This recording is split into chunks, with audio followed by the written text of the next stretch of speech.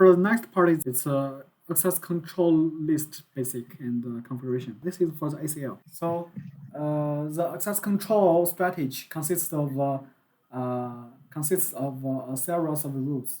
By matching the packets with ACL rules, the devices can filter out the specific packets, and then to control the access rights of the terminal. So for now, our access control strategy for the switch, so spouse configuration based on first it's based on the source and destination MAC address. Second, it's source and destination IP address, and then it's the VLAN and the layer 2 protocol and the layer 3 protocol. So at the present, the RS switch support a maximum of 300 ACL rules by default, and for the single access control policy, it supports a maximum of 100 ACL rules. So how the ACL rules works? Here's the matching rules. When match the packets with ACL rules, the device follows the stop matching once it hits mechanism. It means it stop matching once it hits. So what if it's not hit? It's mismatching. When forwarding the packets, our system will first to check whether an ACL is configured on the device.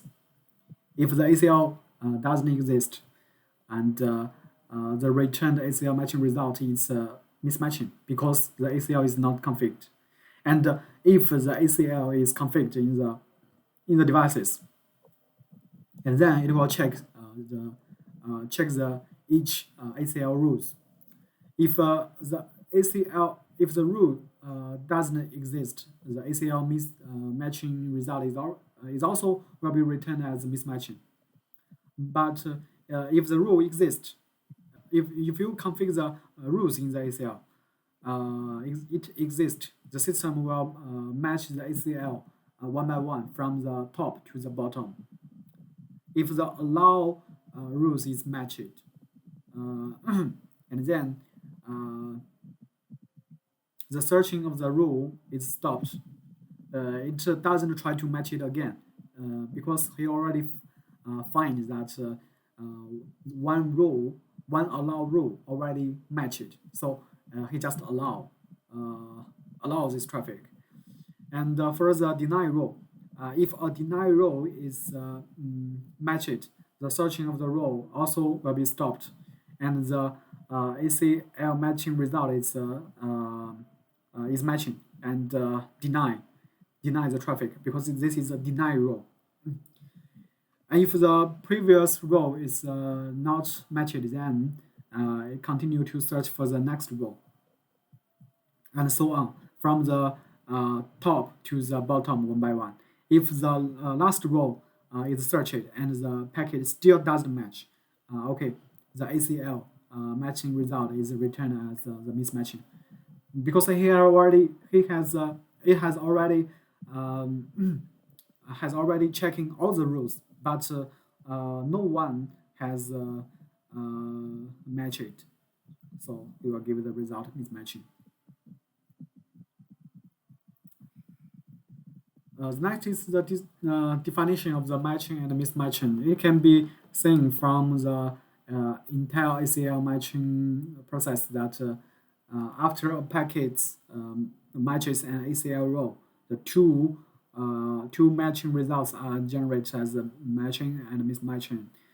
The matching it's already hit the row, and then check whether it's allowed to deny. If it's allow row, just allow. If it's a deny row, just deny. After it's matching, if it's mismatching, and then you can configure the other action for the mismatching. um, The next part is about the fade switch configuration. It's fade switch ACL configuration. So the first we need to for the switch, the first we need to uh, configure the wild access control policy, right? In the switch management center, and we go to the authentication.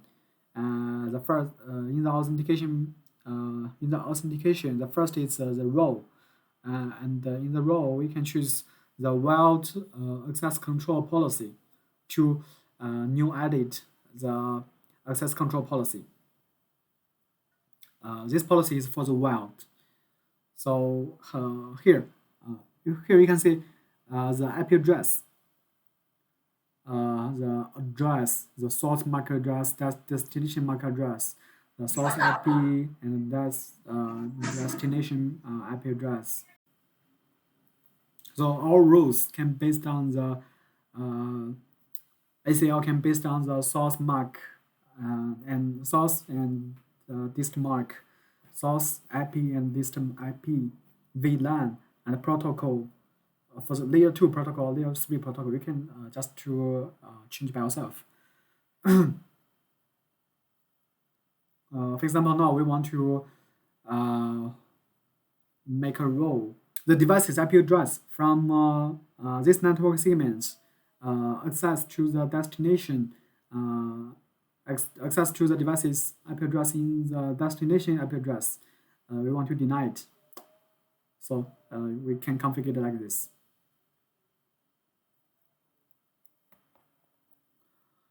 And then after we configure the wild access control policy, and then we can to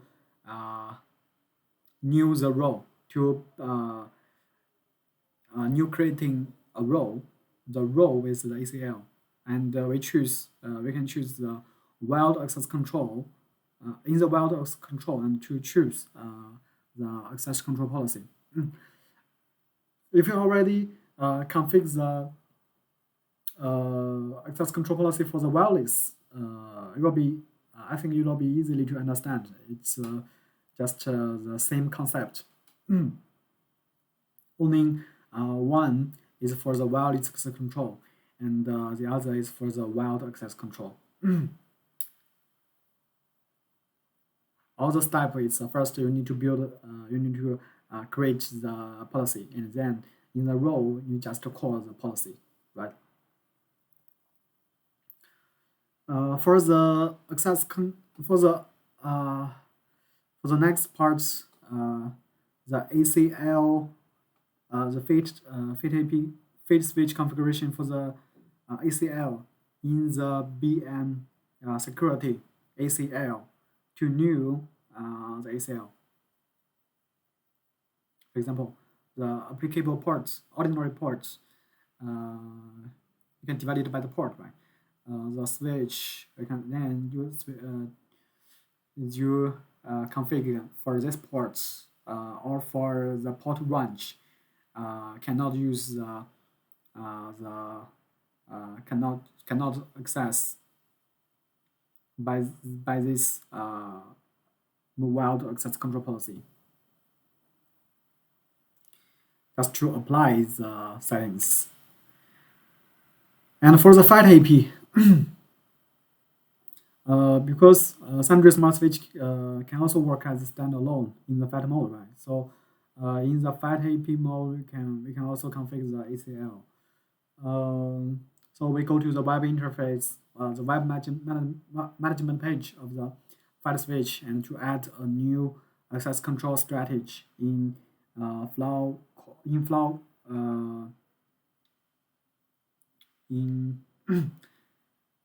control security, and to add a ACL, and then we just change the ports, add the role, and then we save it. Right, for the web interface, the concept also the same with the FAT AP, right? Just new. new the ACL and to choose the port, and then to choose the ACL policy. Same settings.